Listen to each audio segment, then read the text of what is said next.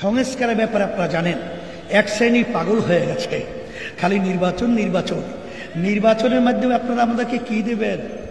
নির্বাচন তো আমরা দেখেছি, আবার নতুনভাবে কি আমাদেরকে উপহার দিবেন? এখন উপহার আমরা পেয়েছি, আর এইভাবে উপহার আমরা চাই না। এখন আমরা চাই পরিবর্তন। সেই পরিবর্তনটা হলো এই 15.5 বছর ফ্যাসিস্ট দেশ পরিচালনা করেছে। এমন কোনো ক্ষেত্র নাই যেই ক্ষেত্রের ভিতরে ওদের দলীয়করণ করা হয় নাই।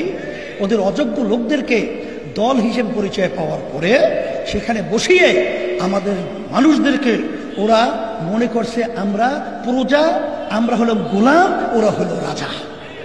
এই জোরে বলেন কথা ঠিক না বেঠিক? এখন এই যে আমাদের মায়ের কোলগুলো খালি হলো, আমাদের মেধাবী সন্তানগুলোকে রাস্তার ভিতরে গুলি করে অন্যায়ভাবে যেভাবে খুন করা হলো, তাদেরকে মারা হলো, এই প্রশাসনগুলো এখনো তো বিভিন্ন জায়গায় বসে আছে।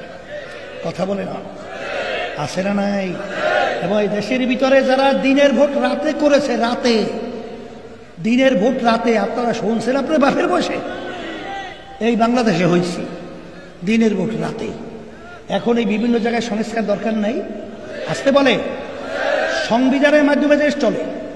আর সেই সংবিধানকে তারা মনে করছে তাদের নিজের গরু, একটা বই পাঠ্যের মতো, মন চাইলেই কাটে, মন চাইলেই লেখে। এখন এই সংবিধানের মাধ্যমে দেশ চলে, ওর ভিতরে সংস্কার দরকার আছে। এই জন্য আমরা বলছি না, প্রয়োজনীয় সংস্কারগুলো আগে হতে হবে, তারপর নির্বাচনের আওয়াজ করতে হবে।